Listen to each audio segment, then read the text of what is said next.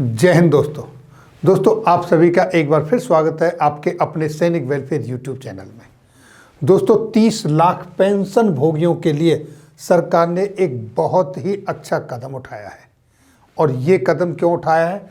क्योंकि स्पर्श लागू होने के बाद पेंशन भोगियों को बहुत सारी समस्याओं का सामना करना पड़ रहा है। और अभी तो सिर्फ 5 लाख पेंशन भोगी ही स्पर्श में ट्रांसफ़र हुआ है उनका डेटा, यानी कि 25 लाख और उससे ज़्यादा पेंशन भोगियों का आने वाले 6 महीने में डेटा ट्रांसफ़र और होने वाला है। तो वहाँ और बहुत सारी समस्याएं आएंगी, इसलिए सरकार ने पहले ही एक प्रिकॉशनरी कदम उठाया है और वो बहुत ही हितकारी होगा पेंशन भोगियों के लिए, यानी कि एक अच्छा फैसला साबित होगा। तो अब देखिए दोस्तों वो क्या है फैसला। दोस्तों सरकार के उस कदम को बताने से पहले एक बहुत ही महत्वपूर्ण सूचना जो कि पीसीडीए इलाहाबाद की तरफ से पेंशन भोगियों के लिए जारी की गई है।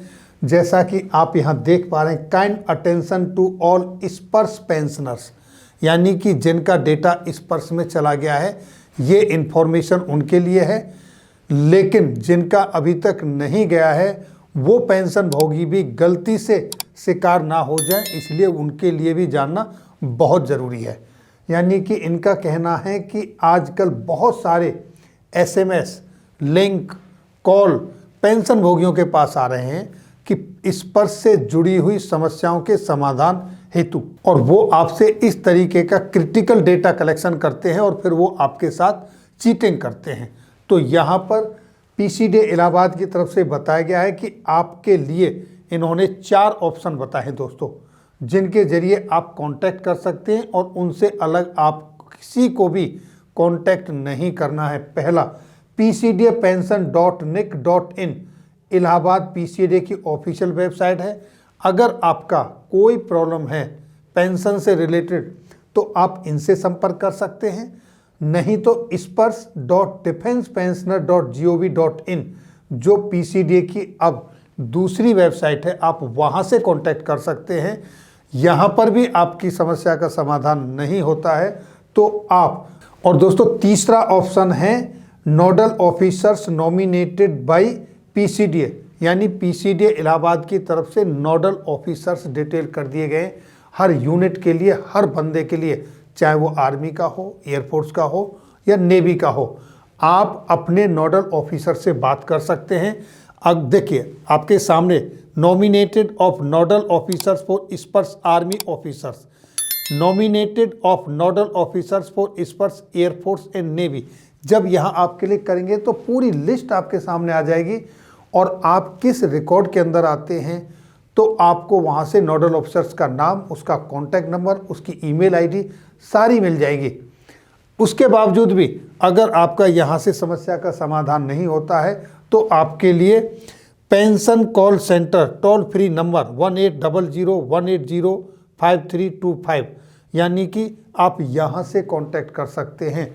इन 4 माध्यमों को छोड़ के बाकी ना तो आपसे बैंक कोई जानकारी मांगता है और कहीं कोई जानकारी नहीं मांगता है। उसके बावजूद भी अगर आप गलती से किसी से कांटेक्ट करते हैं, कोई इन्फॉर्मेशन शेयर करते हैं तो आपके साथ धोखा हो सकता है, आपके साथ चीटिंग हो सकती है, आपको नुकसान हो सकता है। तो please kind attention to all Sparsh pensioners के नाम से ये पीसीडीए इलाहाबाद की तरफ से एक इन्फॉर्मेशन शेयर की गई है, इस पर ध्यान दें और ज़्यादा से ज़्यादा अपने सभी साथियों को शेयर करें, क्योंकि जो दूर दराज के इलाके में बैठे हुए हैं आजकल फ्रॉड के नाम पर लोगों के साथ ठगियां हो रही हैं, ताकि वो कहीं किसी का शिकार ना बने।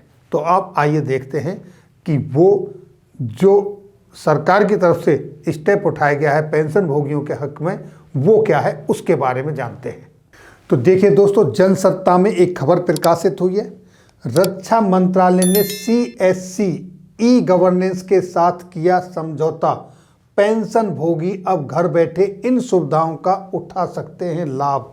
यानी कि ये पेपर में एक खबर छपी है। इस खबर के माध्यम से क्या बताया गया है वो मैं आपको बताता हूँ। यानी कि स्पर्श में अब जब आप लॉगिन करते हैं बहुत सारी सुविधाएं आपको दी गई हैं। आप अपनी डेट ऑफ बर्थ करेक्शन कर सकते हैं, आप अपने बच्चों का DO2 में कोई गलती है, आपकी फैमिली के नाम में कोई गलती है, आपकी फैमिली के डेट ऑफ बर्थ में कोई गलती है, यानी कि आपके डेटा में अगर कोई गलती है तो आप इस पर्स में वो सारी चीज़ें करेक्ट कर सकते हो। लेकिन उसके लिए आपको ऑथेंटिकेटेड सपोर्टेड डॉक्यूमेंट अपलोड करने होते हैं। ऐसा नहीं है कि आप सिर्फ कुछ अमेंडमेंट करेंगे और वो हो जाएगा। उसके लिए आपको ऑथेंटिकेटेड सपोर्टिंग डॉक्यूमेंट अपलोड करना होगा, जिसकी रिक्वायरमेंट है वो। अब सारे पेंशन भोगी इस पर्स की वेबसाइट पर जब जाते हैं तो वहाँ पर वो फंक्शन नहीं कर रही है प्रॉपर। अभी इस तरह की बहुत सारी शिकायतें मेरे व्यूवर्स के कमेंट्स आते रहते हैं और मैं भी जब विजिट करता हूं तो देखता हूं कि वहां पर कई बार प्रॉब्लमों का सामना फेस करना पड़ता है।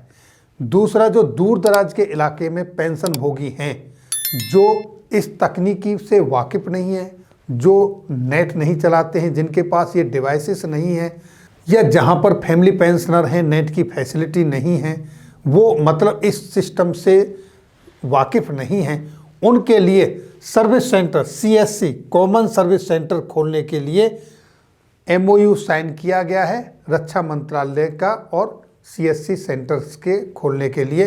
तो दोस्तों, ऐसे पेंशन भोगियों के लिए रक्षा मंत्रालय ने CSC e governance services India limited के साथ एक सहमति पत्र MOU साइन किया है।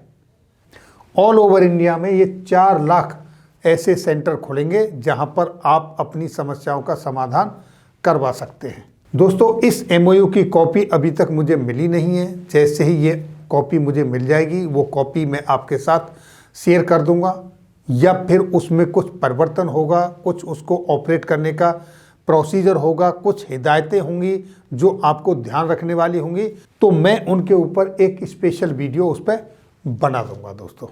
तो दोस्तों, अब आपको इस पर्स में जो होने वाली समस्याएं हैं उसके जानने के लिए आपके नियर बाई कोई ना कोई कॉमन सर्विस सेंटर खुल जाएगा। आप वहां पर अपनी समस्याओं का समाधान करवा सकते हैं।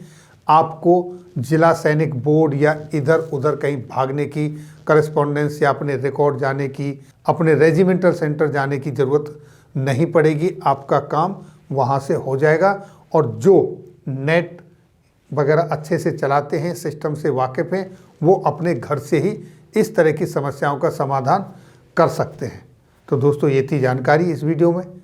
अगर आपको अच्छी लगी तो अपने दोस्तों के साथ ज़रूर शेयर करें, ताकि कोई लोग या तो किसी का शिकार ना हो और कहीं गलती से अपना कुछ उनका नुकसान ना हो और उनको इस सुविधा की जानकारी मिल सके। तो दोस्तों, फिर मिलेंगे इस तरह की नई जानकारी के साथ अगली वीडियो में। तब तक के लिए जय हिंद, जय भारत।